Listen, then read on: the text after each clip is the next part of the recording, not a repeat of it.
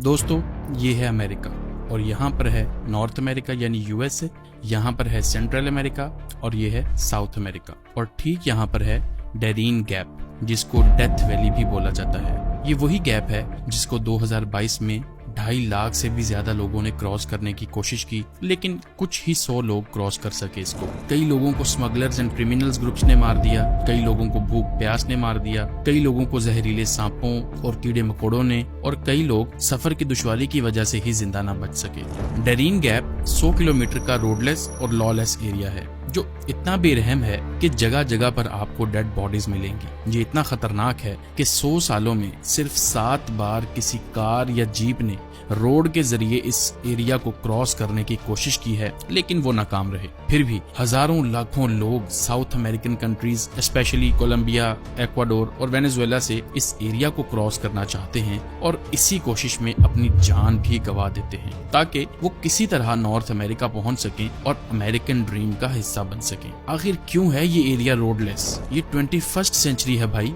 पैसा और टेक्नोलॉजी हर कंट्री के पास है। आखिर क्यों इस एरिया में एक रोड तक नहीं बन पा रहा? इस सवाल का जवाब उतना आसान है नहीं जितना आप सोच रहे हैं। देखें, 5 रीजंस हैं जो इस एरिया को डेवलप होने से रोक रही हैं। पहली रीजन है खतरनाक मौसम। ये गैप असल में लाइन ऑफ इक्वेटर से कुछ ही 100 किलोमीटर ऊपर है, जिसकी वजह से मौसम काफी गर्म होता है। और फिर नॉर्थ और साउथ पर अटलांटिक और पैसिफिक ओशंस हैं, जिसकी वजह से ह्यूमिडिटी यानी नमी बहुत हाई होती है। इस एरिया में बहुत ज्यादा घने जंगलात हैं और पूरे साल में तकरीबन 365 में से 330 दिन यहाँ बारिश ही होती रहती है, जिसकी वजह से यहाँ फ्लैश फ्लड्स बहुत ज्यादा आते हैं। बल्कि पहाड़ों पर भी अक्सर लैंड स्लाइडिंग होती रहती है। बारिशों, फ्लड्स और नमी की वजह से कुछ भी नहीं बन सकता इधर, क्योंकि कंक्रीट, सीमेंट या एस्फॉल्ट को गर्म और खुश्क मौसम चाहिए। अब बात करते हैं दूसरी वजह की, जो कि है यहाँ का माहौल। देखें, ये 100 किलोमीटर का एरिया पहाड़ों और जंगलों से घिरा हुआ है और दुनिया के सबसे खतरनाक तरीन जानवर और जहरीले कीड़े, जहरीले फ्रॉग्स और सांप इस एरिया में पाए जाते हैं। और इतने बड़े एरिया में एक भी हॉस्पिटल या घर तक नहीं है। सो अगर कोई चीज किसी इंसान को काट लेती है तो बचना तकरीबन नामुमकिन है। इस रास्ते से गुजरने वाले लोग सबसे ज्यादा मलेरिया, डेंगू या सांप के कट जाने से मर जाते हैं। लेकिन फिर भी अमेरिका और यहाँ के दूसरे कंट्रीज के लिए रोड बनाना बिल्कुल इम्पॉसिबल है। हाँ, एक्सपेंसिव होगा, मुश्किल भी होगा, मगर इम्पॉसिबल नहीं है। तो फिर क्या वजह है यहाँ पर रेल या रोड बनने की कोशिश क्यों नहीं की गई? अब बात करते हैं तीसरी रीजन की। जहाँ डेरीन गैप सबसे खतरनाक जगह है, वहाँ कुछ लोगों के लिए ये जन्नत से कम नहीं है, और वो लोग हैं टेररिस्ट्स, गैंगस्टर्स, क्रिमिनल्स एंड रेपिस्ट्स। जितने भी लोग इलीगल एक्टिविटीज में इन्वॉल्व होने के बाद छुपने की जगह ढूंढ रहे होते हैं, वो इसी जगह पर आकर छुप जाते हैं, क्योंकि इस एरिया में ना तो कोई कानून है, ना कोई आर्मी या पुलिस इस एरिया में आती है। कोई भी अगर इस एरिया को क्रॉस करने की कोशिश करते हुए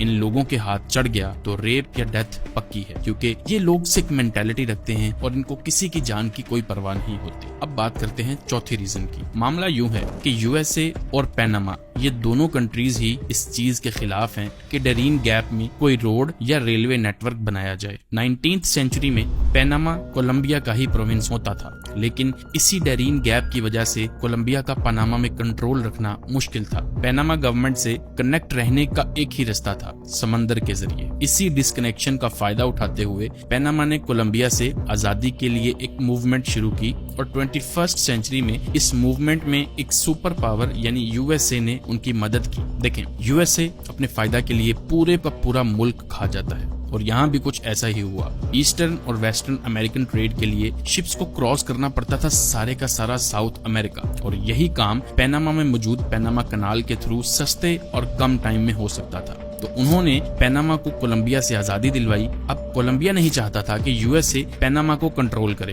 तो यूएसए ने जिद में पैनामा को आजाद करवाया और 1903 में पैनामा एक अलग कंट्री बन गया, जिसके बदले में पैनामा की गवर्नमेंट ने अमेरिका को पैनामा कनाल के आसपास बहुत सारी जमीन लीज पर दे दी और 1999 में इसका कंट्रोल पैनामा को वापस कर दिया गया। अब इस कंट्री में मौजूद पैनामा कनाल के थ्रू दुनिया की 6% ट्रेड होती है, यानी तकरीबन 13,000 से 14,000 कार्गो शिप्स इस रास्ते से गुजरते हैं हर साल। ईस्टर्न एशिया और अमेरिका का ज्यादातर ट्रेड इसी रास्ते से होता है। इसी कनाल को सबसे ज्यादा अमेरिका और चाइना यूज करते हैं। इसी तरह अमेरिका की वेस्टर्न कोस्ट को यूरोप, अफ्रीका और मिडिल ईस्ट से भी कनेक्ट करने का यही तरीका है। अब अगर वापस डेरीन गैप पर आए तो ये कोलंबिया और पैनामा के दरमियान है। वही पैनामा जो पिछले कई सालों से इंटरनल वायलेंस और इंस्टेबिलिटी का शिकार रहा है, और यहाँ के ड्रग माफिया पूरे साउथ अमेरिका में मशहूर हैं। पूरी दुनिया में सबसे ज्यादा कोकेन कोलंबिया में बनती है और ये सब यहाँ से साउथ और नॉर्थ अमेरिका स्मगल होती है। लेकिन इस डेरीन गैप की वजह से स्मगलिंग करना बहुत ही मुश्किल है और स्मगलर्स को सी रूट यानी समंदर का रास्ता लेना पड़ता है, जहाँ पर पैनामा के कोस्ट गार्ड्स अक्सर इन स्मगलर्स को पकड़ लेते हैं। अमेरिका को डर है कि कहीं कोलंबिया के ड्रग माफियाज इस गैप के रास्ते पैनामा तक न पहुंच जाएं और वो पैनामा कनाल को डैमेज न कर दें। और अगर ये रास्ता बन गया तो कोलंबिया से मैक्सिको और फिर यूएसए तक ड्रग्स को पहुंचाना और भी आसान हो जाएगा। इसलिए अगर पैनामा और कोलंबिया की गवर्नमेंट यहाँ पर रेल या रोड बनाने की कोई एग्रीमेंट भी कर लें तो अमेरिका यहाँ किसी भी किस्म की डेवलपमेंट नहीं होने देगा। अब बात करते हैं पांचवी और आखिरी रीजन की।